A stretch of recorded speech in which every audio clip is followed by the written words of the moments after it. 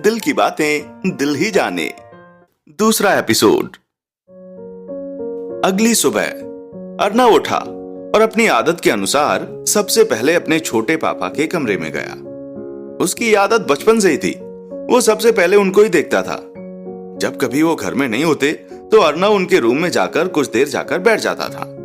जब वो उनके कमरे में गया तो वहां दादू सो रहे थे।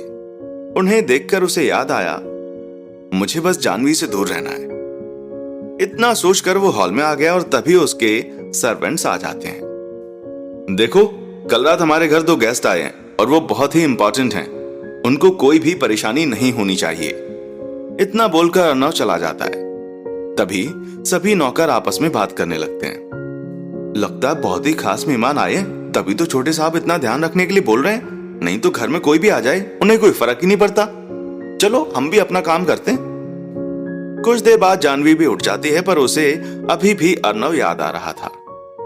Mister silent, oh sorry, mister Raichand, mister Raichand. बोलते बोलते वो बाहर आ जाती है। सभी नौकर उसे ही देख रहे थे। हेलो मैम, कुछ चाहिए आपको?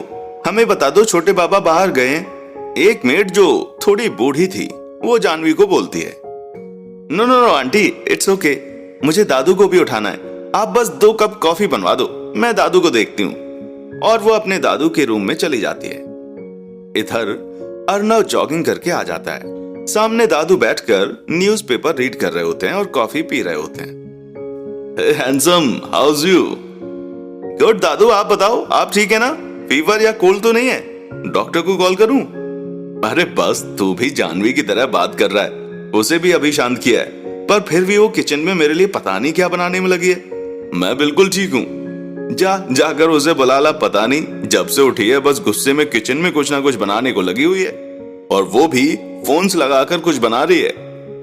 अर्नव ने सभी को जाने के लिए कहा और खुद उसके पीछे खड़ा हो गया और उसे आवाज देने लगा, मिस जानवी जी, हेलो मिस जानवी जी। जानवी को कुछ पता नहीं लगता है। अर्नव उसके कंधे पर हाथ लगाकर बोलता है। जानवी जब अर्नव को देखती है तो अपने हेडफोन्स उतार देती है। क्या हुआ मिस्टर रायचंद, एनी प्रॉब्लम? मैं दादू के लिए टर्किश टी बना रही हूँ। जानवी जी, दादू ठीक हैं, वो आपको बुला रहे हैं, मैं बस यही बोलने आया था। आप जब अपनी ये स्पेशल टर्किश टी बना लेंगी तो बाहर आ जाना। ना कोई गुड मॉर्निंग ना हेलो, बस जो दादू ने बोला तो वो बोल गया और कुछ भी नहीं। हे गॉड, क्या ये लड़का? कॉलेज टाइम में हर लड़का मुझ में इंटरेस्ट लेता था, पर मुझे कोई पसंद नहीं आया और ये भी पसंद नहीं है, बस अच्छा लगा है। अब मैं भी इससे बात करूंगी, but he is so cute, so innocent. Oh, चल जानवी, दादू के पास ही चल। ये लो दादू, इसे पीकर आप अच्छा फील करेंगे। मैं जाकर नहा के आती हूँ। अब जानवी अर्नव को इग्नोर कर रही थी। अर्नव भी अपने रूम में रेडी होने चला गया। दादू और अर्नव डाइनिंग टेबल पर बैठकर जानवी का वेट कर रहे थे। जानवी जब नहाकर आई तो अर्नव उसे देखता ही रह गया। Wow, my princess is looking so beautiful. Oh come on दादू, चलो ब्रेकफास्ट करते हैं। पता है अर्नव, जब से हम यहाँ शिफ्ट हुए हैं जानवी ने वेस्टर्न क्लोथ्स पहनना ही छोड़ दिया है। हमेशा से ही ये वेस्टर्न वियर करती थी, पर पता नहीं क्यों 6 महीनों से इंडियन क्लोथ्स पहन रही है। दादू, मुझे कोई काम है तो मैं जाती हूँ। जानवी दादू की बात को पूरी तरह इग्नोर करती है और अर्नव ये सब देख रहा होता है। पर जा कहाँ रही हो ये तो बताओ। दादू, मुझे कुछ शॉपिंग करनी है। Okay, no problem, but you go with Arnav. This is my condition. This city is unknown for you. अकेले जाना ठीक नहीं है। बेटा, आपको तो कोई परेशानी नहीं है? No, not at all uncle, I will go with her. You don't worry about her, I will take care, relax. Thank you my son. जानू, एंजॉय योर शॉपिंग, बाय। इस मिस्टर साइलेंट के साथ भेज दिया है, एंजॉय क्या करूंगी। जानवी अपने आप से बोले जा रही थी। मिस जानवी जी, चलें? अर्नव ने कार स्टार्ट करते हुए बोला, जी चलिए। पूरा रास्ता दोनों चुप थे। अर्नव भी हैरान था कि जानवी चुप कैसे। फिर अर्नव ने रेडियो चला दिया और उसमें ये गाना बज रहा था, हम जो चलने लगे हैं ये रास्ते, मंजिल से बेहतर लगने लगे हैं ये रास्ते, आओ खो जाएं हम, जाना कहां है ना हो पता। जानवी गाना सुनकर स्माइल कर रही थी और थोड़ी सी रिलैक्स हो गई थी। आपको पता है मुझे ये गाना बहुत पसंद है। अनजाने में आपने मेरा मूड ठीक कर दिया, थैंक्स। इसका मतलब मेरे साथ आने से आपका मूड खराब हो गया था?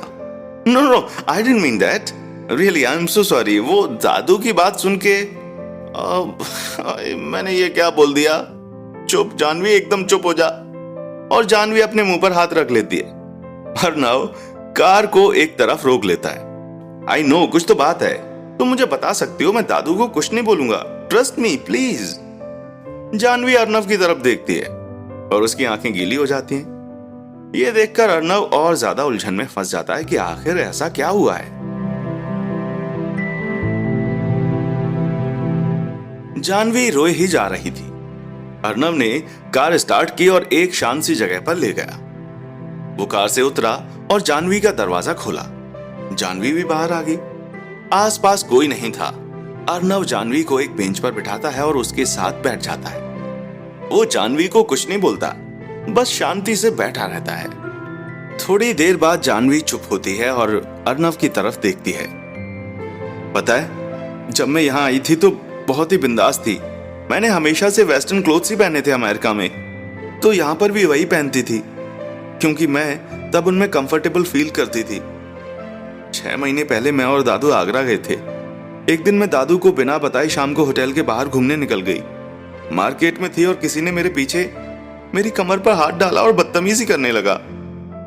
इस इंसिडेंस के बाद मैंने बस इंडियन सूट से पहनने शुरू कर दिए, पर अब ये मुझे अच्छे लगते हैं। और जानवी अर्नव की तरफ देखने लगती है। अर्नव बस चुप था और जानवी की तरफ देख रहा था। आप बहुत ब्रेव हैं जो स्माइल कर रही हैं। पता है, आपसे ये बात करके मैं बहुत ही लाइट फील कर रही हूं। जानवी अर्नव की ओर देखते हुए मुस्कुराई। चलो अभी हम चलते हैं। वैसे वो पुलिस वाला कौन से स्टेशन का था? होटल के पास ही था पर याद नहीं, पर होटल का नाम बहुत अच्छा था, दी ग्रेट इंडिया होटल। चलो चलते हैं। दोनों कार में बैठ जाते हैं। थोड़ी देर के बाद एक शॉपिंग मॉल के सामने जाकर कार रुक जाती है। आप यहाँ शॉपिंग कर लीजिए, मेरी मीटिंग है 5th फ्लोर पर। आप जब फ्री हो जाओ तो कॉल कर देना, मैं आ जाऊंगा। इतना बोलकर अर्नव चला जाता है और जानवी को और ज्यादा गुस्सा आ जाता है। वाह, ये आए मेरे साथ शॉपिंग पर। मुझे लगा हम अब दोस्त हैं, पर ये तो सच में मिस्टर साइलेंट है। Hello ma'am, how can I help you? वहां एक एम्प्लॉय आकर जानवी को बोलता है। 5th फ्लोर पर कौन सी शॉप्स हैं? Only jewellery shop ma'am and meeting point. Okay thanks. और जानवी चली जाती है। वहां आकर अर्नव को वो ढूंढती है तो सामने अर्नव किसी से मीटिंग कर रहा होता है। जानवी बिल्कुल उसके सामने वाली दुकान में चली जाती है। अर्नव उसे देख लेता है। भैया मुझे कोई सिंपल नेकलेस दिखाएं। जी मैम। जानवी देखने लगती है और उसे एक सिंपल चेन वाला, उसमें सेंटर में एक ब्लू पर्ल का लॉकेट था। वो वाली दिखाना। वाह सो ब्यूटीफुल, इसे पैक कर दीजिए। सॉरी मैम, पर ये पहले ही बुक है, आप कोई और देख लीजिए। रहने दीजिए, मुझे यही पसंद था, आज का दिन ही ऐसा है। जानवी का मूड और ज्यादा खराब हो जाता है और तभी अर्नव आ जाता है। चलें? हाँ चलो, बस दादू के लिए कुछ लेना है। आप चलो, मैं आती हूं। इतना बोलकर जानवी चली जाती है। अर्नव उस दुकानदार से कुछ बात करता है और चला जाता है। जानवी भी शॉपिंग करके बिल क्लियर करवा देती है और कार में आ जाती है। पूरा रास्ता दोनों चुप थे। अर्नव फिर से रेडियो ऑन कर देता है और तभी गाना बजता है। ऐसा क्यों होता है तेरे जाने के बाद, लगता है हाथों में रह गए तेरे हाथ। तू शामिल है मेरे हंसने में रोने में, है क्या कोई कमी मेरे पागल होने में। मैनू इश्क तेरा लै डूबा, हाँ इश्क तेरा लै डूबा, मैनू इश्क तेरा लै डूबा। अर्नव ने कहा, पता है जानवी, ये गाना मुझे बहुत पसंद है ना स्ट्रेंज? जब हम जा रहे थे तब आपकी पसंद का गाना आया और अब मेरी पसंद का। हिसाब बराबर कर रहे हैं लगता है ये रेडियो वाले। जानवी का कुछ भी बोलने का मन नहीं था। अर्नव समझ गया था, पर उसे ये खामोश जानवी अच्छी नहीं लग रही थी और तभी घर आ गया। जानवी ने बैग उठाया और चली गई। अर्नव कुछ सोचकर स्माइल करने लग जाता है। वो बस खड़ा होकर जानवी को देख रहा था। जानवी जाकर दादू को उनका सामान देती है और चुपचाप खाना खाकर अपने रूम में चली जाती है। दादू को लगता है कि वो थक गई है, इसलिए वो भी उसको नहीं रोकते। अर्नव थोड़ी देर बाद दादू के पास जाकर बैठ जाता है और बातें करता है। जब दादू सो जाते हैं तो उनके रूम की लाइट बंद करके अपने रूम में आ जाता है और किसी को फोन करता है। हाँ, जो नाम बताया था ना, वहां पता करो और पुलिस वालों से भी पूछो, मुझे वो चाहिए बस। फोन काट के अपना कुछ काम करने लगता है। उधर जानवी बेमन से सामान निकाल रही होती है, तभी एक बॉक्स को देखती है। ये क्या है?